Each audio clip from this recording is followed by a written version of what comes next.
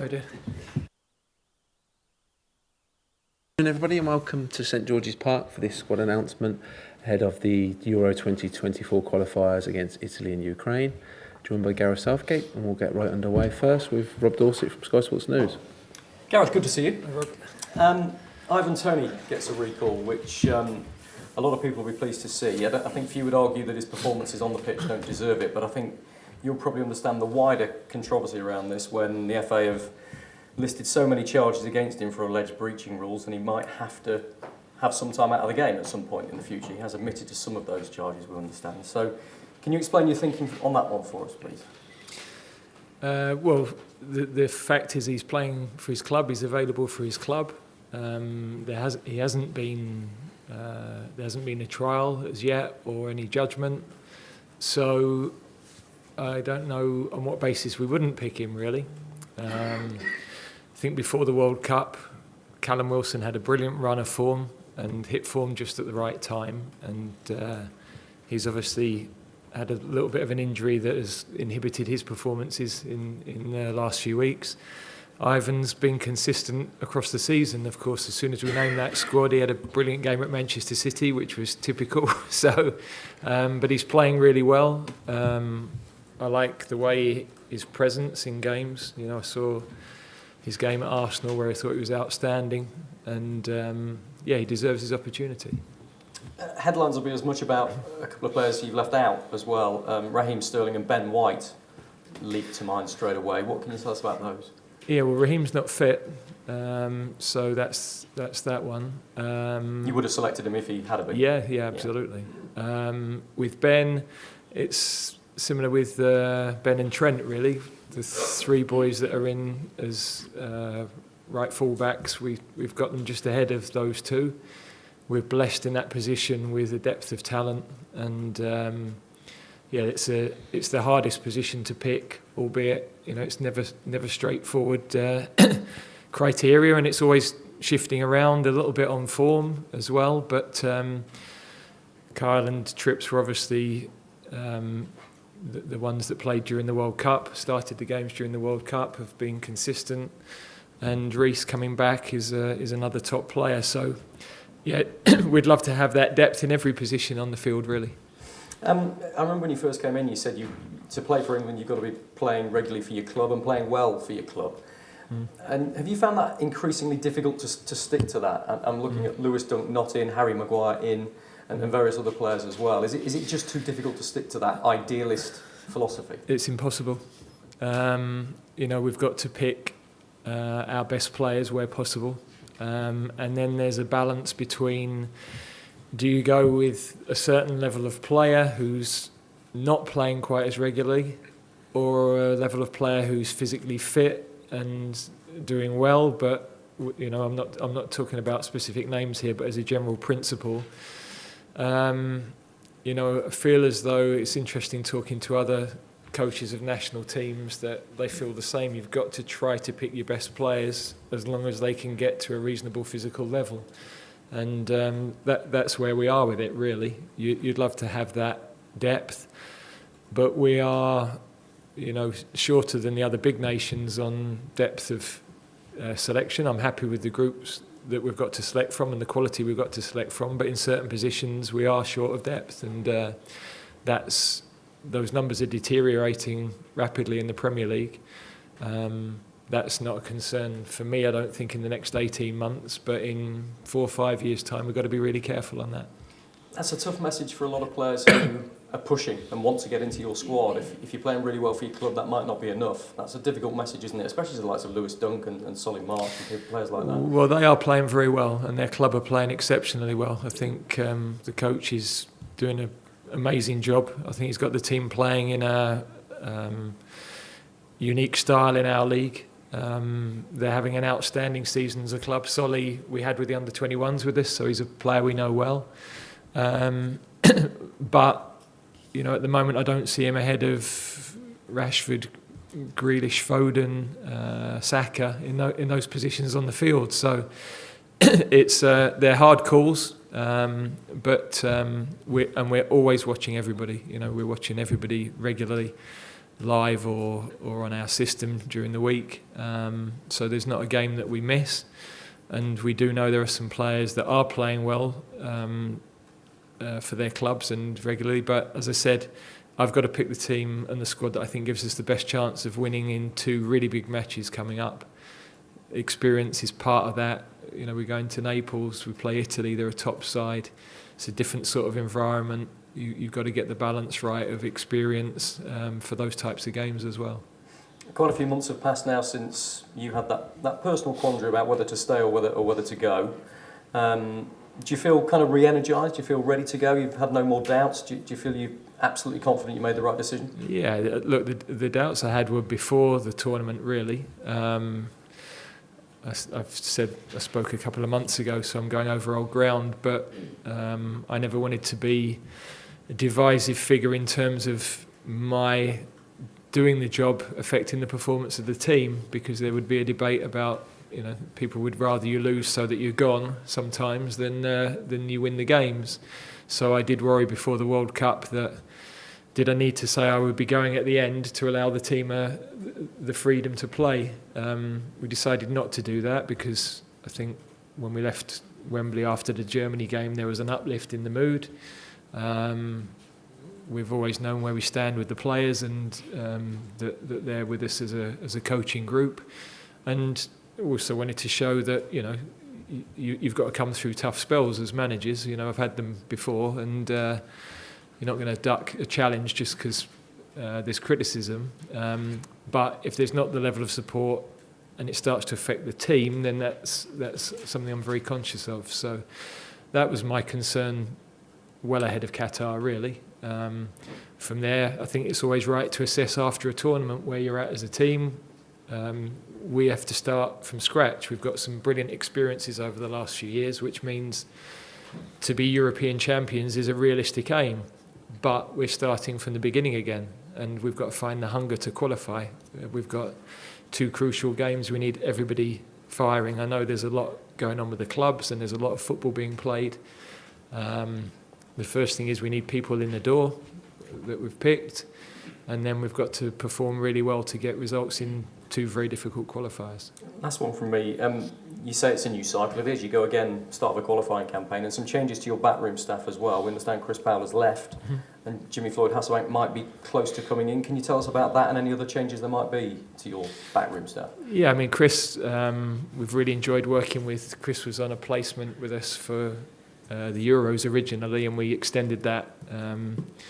But the spirit of that was that we would give other people opportunities. We're in discussion with another coach at the moment, and when we've got something to announce on that, we'll do it. Hi, Gareth. Hi. You touched on it there, the attacking depth you have in this squad, but with Bukayo Saka, Marcus Rashford and Harry Kane, is this the most informed group of players you have since you've been manager? No, I don't think so. I think, I mean, those guys are playing well and scoring, but I don't think it's extraordinary compared to what we've had in the past when, you know, Raheem's been flying or Jack or... So, you know, we've had spells where, you know, we're fortunate we've got good attacking talent, and Phil, of course, has had a little bit of an issue with injuries and things, but no, it's always a headache in those positions in the field. And with Kyle Walker in the squad, there's an off-the-field issue that he's under investigation by the police, and there's been a lot of importance on representing the shirt in the right way. Did it make it harder for you to call him up in this instance? Yeah, it's a complicated situation. I've spoken at length with him. The fact is, as we sit here at the moment, is that, you know, he's back playing with his club. There's no conclusive evidence to leave him out at this stage. So, you know, I think I've got to be very careful on being the moral judge on things. Yeah, as I say, we've had a couple of long conversations, and we feel we want him with us. We think that's the right thing to do, and we also know that when you're an England international, there's an even higher bar on how you conduct yourselves and what's expected. So I don't think we're taking those decisions lightly, but we are where we are with it. And Trent Alexander-Arnold said behind Kyle Walker and Kieran Trippier. What did you say to him, and what do you feel he's missing to get into the group? No, look, I think I've always communicated clearly with all of the players on what we think their strengths are, what we think they might be able to improve upon. You know, in the past we've maybe taken more players in that position, but I think this is a time of the season where you don't want to carry too many if they're not going to play. You know, they're as well to have a break and re-energise. So I'm not going to go into a coaching conversation, but I think all the players that have not made the squad know the reasons why, and I think we always give clarity on that.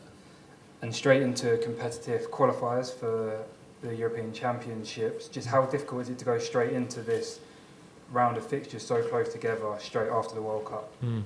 Yeah, well, that's the big challenge we've got. To go to a World Cup, everybody wanted to be there. The fight for places was immense. The hunger was there. That was clear. Now you have to start again. I know exactly where our most senior players will be with that challenge. They're ready. You know, the Hendersons, the Kanes, they set the tone for that sort of mentality that's going to be needed. We have basically a couple of days on the training pitch to prepare for a humdinger of a game in Naples. So we've got to make sure that we're ready for that. But I think the players will be. We know we are as a group of staff, and it's a good test for us now. These are the sorts of games that we've got to show we can go to these places and win. That's the next step for us as a team. Right. Hi Gareth. It was confirmed this week the next World Cup in 2026 would be over 100 matches long. It would last 40 days. There's been concerns voiced by the likes of the PFA and others over the strain that this would place on players in terms of their welfare and their health. Do you share those concerns? And what do you make of Gianni Infantino saying today, in fact, that there needs to be way more football played, in his view, not less? Yeah, I haven't seen the full extent or the context of the quotes, so I don't want to comment on something that I might be not getting the full context of. I've said all along, I think there's got to be great collaboration on the football calendar, really. It's no use in England trying to resolve things with the Premier League and the FA Cup and then not involving what's happening with the UEFA competitions in that, and then it's no use sorting out the European competitions if we don't get FIFA at the same table. So at the moment the risk is when you clear a space somebody fills it, and we go on incessantly. So I think everybody's in agreement that needs to be looked at. Equally, nobody's putting their hands up for less money.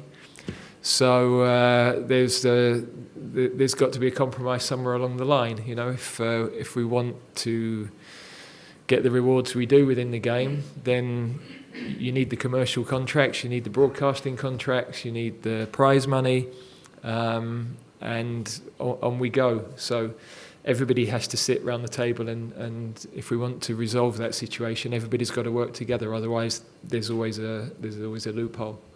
Just quickly on Infantino, he was re-elected unopposed earlier today for another term in power. When you think back to Qatar and the way that FIFA under him opposed England's and other European associations' requests to be able to wear that armband, is it healthy, do you think, that he's been re-elected unopposed? I think the armband situation was very difficult because the rules on wearing kit are the rules, and if you open up a loophole for displaying a statement of any type, then you set a precedent. So I understood, although we were hopeful to support some of our supporter groups by wearing the armband, I also could understand it from FIFA's perspective. And just finally from me, on the Kyle situation, I know you've spoken just now about it to Alex, but regardless of the outcome of this particular case, there has been previous with Kyle. You've spoken about that in the past. He spent some time out of the England squad after what happened during lockdown, for example. You've said that you want high-performing but low-maintenance players. He's certainly high-performing, but are you concerned about his the way he conducts his business off the field, away from the pitch? I don't think I can answer that any better than I just did, really. Thank you. Okay, any further questions? I'll take one at the back. Matt? Hi, Gareth. Hi. With talk about wear and tear and burnout for players because of the pressures that are being put upon them, how would you feel about a collaboration between the FA, between the Premier League and the PFA, talking about a minimum number of days of non-football every year for footballers? Yeah, I think there are discussion groups about lots of things going on between all of those bodies, EFL as well. So there's good collaboration at a technical level where people are trying to resolve some of those ideas and get some consistency. But it is very complicated because there's more Champions League dates being thrown into next year's calendar, for example, and the Club World Cup as well, as has been mentioned. So it isn't just as simple as getting the English side of that sorted out. That's part of it, without a doubt. But there is more involved. Thanks, Matt. And we'll finish one last one back with Rob Dorset here.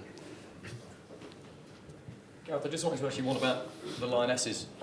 Generally, their performances have led to a change in the school curriculum. The girls are going to be given the same access to exactly the same sports and football as boys are. And FIFA today, in following on from what Dan was saying, have said that they're targeting equal pay for men and women's World Cups within 4 years. Sounds like equality is moving forward. What are your thoughts as the England boss? Well, I know for the girls, a huge part of the drive for them to succeed in the summer was the legacy piece, and that opportunity for everybody to be able to play sport was high on their agenda. So it's brilliant that they've been able to have an influence and get that through. In terms of the equal pay, I think if men and women are doing the same job and the men are being paid more, then that's an aspect that can't be right.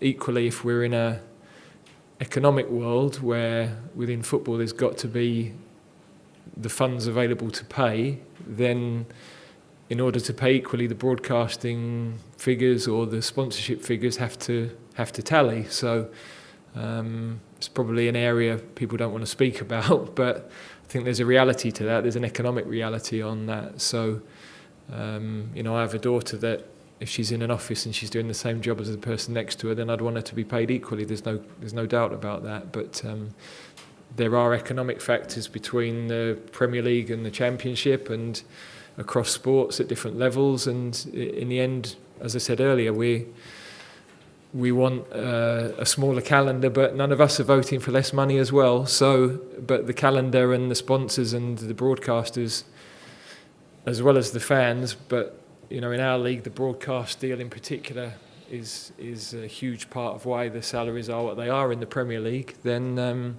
that does determine what it's possible to pay, I think. Okay, everyone, we'll conclude it there. Thank you very much. Thank you.